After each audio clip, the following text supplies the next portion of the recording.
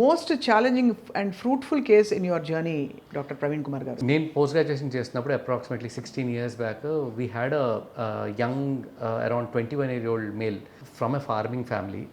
Unfortunately due to some issues some ఫాదర్తో పడకపోవడము, ఆ ఏజ్లో తెలియకపోవడము, he came to us with organophosphate poisoning తోటి. ఓహో, అంటే ఆయన he attempted suicide. It is very sad. ఈరోజు మనం రైతులు చూస్తూ ఉంటాం, చాలామంది సడన్గా ఆత్మహత్యలు చేసుకుంటూ ఉంటారు. కానీ ఇవన్నీ ఆ ఫ్యామిలీలోంచి, ఆ పరిస్థితుల్లోంచి చూస్తేనే మనకి యాక్చువల్లీ దగ్గర నుంచి we actually understand. This was way before I joined any hospital, corporate hospital. This was in my training. ఓహో, మీరు అంటే మీరు పీజీ చేస్తున్నప్పుడు. But that case still even today I think ఈరోజు తను కూడా చూస్తే ప్రాబ్లీ గుర్తుపడతాడేమో. కానీ but so he was with us, he came to us in a very bad shape. He came అంటే వాళ్ళ ఇంట్లో వాళ్ళు తీసుకొచ్చారు అండ్ ఆల్మోస్ట్ ప్రాబ్లీ తను తాగేసి కూడా ఆల్మోస్ట్ 2 hours పైన అయిపోయింది. సో మొత్తం అంతా టాక్సిసిటీ, ఫుల్గా టాక్సిటీ మొత్తం అబ్జార్బ్ అయిపోయింది. ఖాళీ కడుపు మీద తాగాడు. బాబోయ్. Why I remember this case primarily is that young chap, పాపం ఆ అబ్బాయి తాగిన తర్వాత హీ వాంటెడ్ టు లివ్. ఈ రోజుల్లో చాలామందికి ఏదో భయపడదామని చెప్పి థింగ్స్ ఆర్ గోయింగ్. ఇప్పుడు మా కళ్ళ ముందే మేము ఏంటి డైరెక్ట్గా తనకి వెంటిలేటర్ మీద పెట్టాల్సిన పరిస్థితి, డైరెక్ట్గా ట్యూబ్ వేసి వెంటిలేటర్ మీద పెట్టి 42 రోజులు ఉన్నాడు మొత్తం హాస్పిటల్లో. అదంతా సర్దుకోవడానికి 42 రోజుల తర్వాత హీ ఫైనల్లీ గాట్ డిశ్చార్జ్. ఇప్పుడు ఎలా ఉన్నాడు అతను? ఒక 5 years తర్వాత వరకు హీ స్టేడ్ విత్ మీ, అంటే రెగ్యులర్ టచ్లో ఉండేవాడు.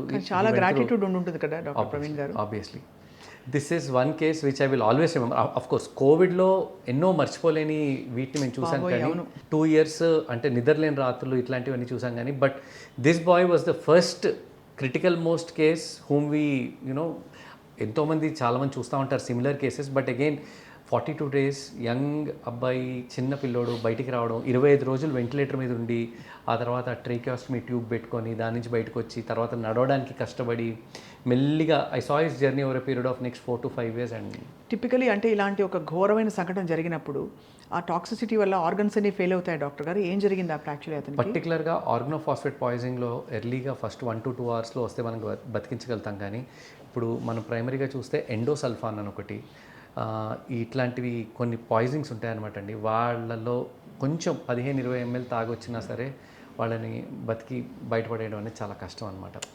చాలా భయానకంగా ఉందండి. వాళ్ళు వెంటనే they feel the symptoms? Yes, they do feel. And మనం ఏమేం చేస్తున్నాం అన్నీ తెలుస్తాయి. They go through that pain and వాళ్ళకి చనిపోతున్నామా ఏంటి అని అనిపిస్తాం.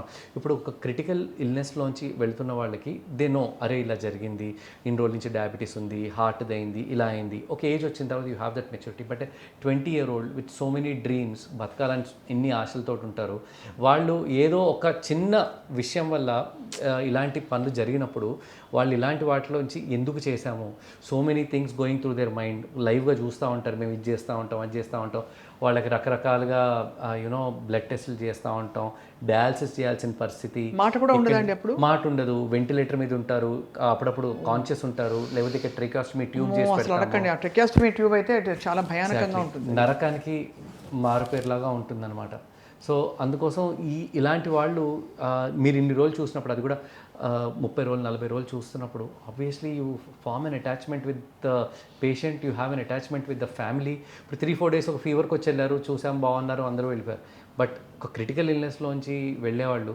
సో నేను జనరల్ ఫిజిషియన్గా ప్రాక్టీస్ ఇప్పుడు ఫుల్ ఫ్లెజ్డ్గా జనరల్ ఫిజిషియన్గా చేస్తున్నాను. బట్ దీనికంటే ముందు ఒక 6 నుంచి 7 సంవత్సరాలు నేను బసవతారకం ఇండో అమెరికన్ క్యాన్సర్ ఇన్స్టిట్యూట్లో పనిచేశాను. So I worked in critical care department of critical. And ఇప్పుడు క్రిటికల్ కేర్ లోపల ఏంటి, మనకు ఆల్మోస్ట్ 60 to 70% బయటకు వచ్చినా 30% చనిపోయే అవకాశాలు ఎక్కువ, ఎందుకంటే వాళ్ళు ఐసీయూకి వస్తారు. కానీ Basavatarakam cancer hospital, cancer institutes లోపల మనం వర్క్ చేస్తున్నప్పుడు వాళ్ళు క్రిటికల్గా వచ్చారంటే వాళ్ళు బయటకు వెళ్ళడం ఎంతో కష్టం. సో వాళ్ళకి ఆల్మోస్ట్ ఎంతోమంది ఇప్పుడు ఫ్యామిలీ చూడగానే వాళ్ళకి ఆశ, మనం ఏదైనా చెప్తాము, ఏమైనా చేయగలుగుతాము, వీళ్ళు ఏ రకంగా అయినా సార్ బయటికి తీసుకురండి అని. అంటే మీకు రోజంతా you just have to understand the way a doctors emotions go through. Because ఒక పేషెంట్ కాదు, 10 members 15 members going through the same pain every single day. వాళ్ళకి they see the patient, but you see 10 patients 15 patients in the same condition. It is very heartbreaking for the doctor. బయటపడరు, దిగమింగ్ వస్తే సగం సార్లు గుండె గట్టిగా అవుతూ ఉంటుంది. But you have to deal. We can't lose our ధైర్యాన్ని మనం కోల్పోలేము. We have to be strong for the patient, and of course we see death, but when you see many people going through particularly cancer, that's why I salute primarily the physicians who see cancer patients on a daily basis. Basatarakam, it's just like a temple where I've worked, where so many patients have been helped. అది చాలా మీరు చెప్తుంటేనే కదిలిపోతున్నాం. ఎంత అంటే ఒక మరణాన్ని తట్టుకోవడమే కష్టం, మీరు పాసిబిలిటీస్ అంటే లైఫ్ అండ్ డెత్ ఎంత ఫ్రెజైల్, ఈ జీవితాన్ని మనం ఇంత కాంప్లికేట్ చేసుకుంటామనే ఆలోచన మీకు గ్యారంటీగా వచ్చి ఉంటుంది కదా డాక్టర్ ప్రవీణ్ గారు. అంటే ఇంత ట్రివియల్ ఇష్యూస్ గురించి మనం ఎన్నిసార్లు బాధపడతా ఉంటాం, అరే ఇది కొనాలా అది కొనాలా, లేకపోతే చిన్న చిన్న గొడవలు. But when you actually compare it with the larger picture on a daily basis, ఇవన్నీ ఇట్ రియలీ డజంట్ మ్యాటర్.